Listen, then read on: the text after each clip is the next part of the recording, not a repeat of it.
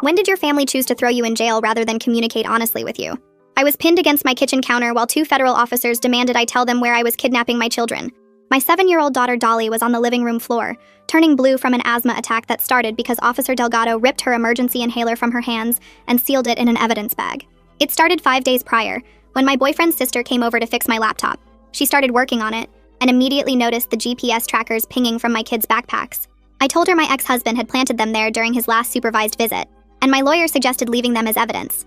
She looked at me like I was lying, and that's all it took. Monday morning at 7 a.m., I was dragging the trash bins to the curb when a police car pulled up. Officer Park and Officer Delgado identified themselves, saying they had credible intelligence that I was planning to abduct my children and violate custody agreements. Before I could even ask what they were talking about, Park said, "We need to take the children into protective custody." That's when Dolly came out, already wheezing slightly from the fear of what she heard. Stress always triggered her asthma. She was holding her emergency inhaler. Delgado immediately took it from her hand. "This needs to be tested. It could be drugs."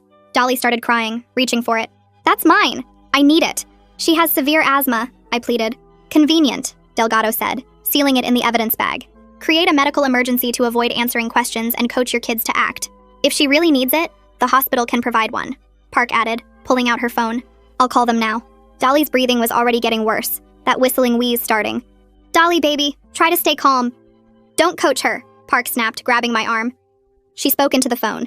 "Yes, bringing in a 7-year-old who may need asthma medication. 20 minutes. Perfect." 20 minutes? I screamed. "She doesn't have that long." "Then you better start talking fast," Delgado said, pushing me harder against the counter. "Where are you taking the kids?" Dolly dropped to her knees, hands on her throat. The wheeze was getting quieter. "She's dying," I screamed. "Give her the inhaler." "After you tell us the truth," Park said, twisting my arm behind my back. "Your boyfriend's sister saw everything. The GPS trackers? That was for my upcoming custody battle." "Bullcrap," Delgado said, pulling out handcuffs. "You're lying." Dolly fell forward onto her hands, her lips turning gray. "Just tell us where you were meeting your ex," Park pressed, holding my wrists while Delgado started cuffing me.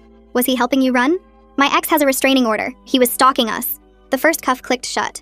"Or you were working together?" Delgado said. "Admit it and we'll help your daughter." "I'm not admitting to something I didn't do. She's going to die." "Stop being dramatic," he said, yanking my other arm back. "Kids don't die from asthma in 5 minutes." "Yes, they do. That's exactly how long it takes." Dolly went completely still and started twitching. "What's happening?" Delgado asked, suddenly alarmed.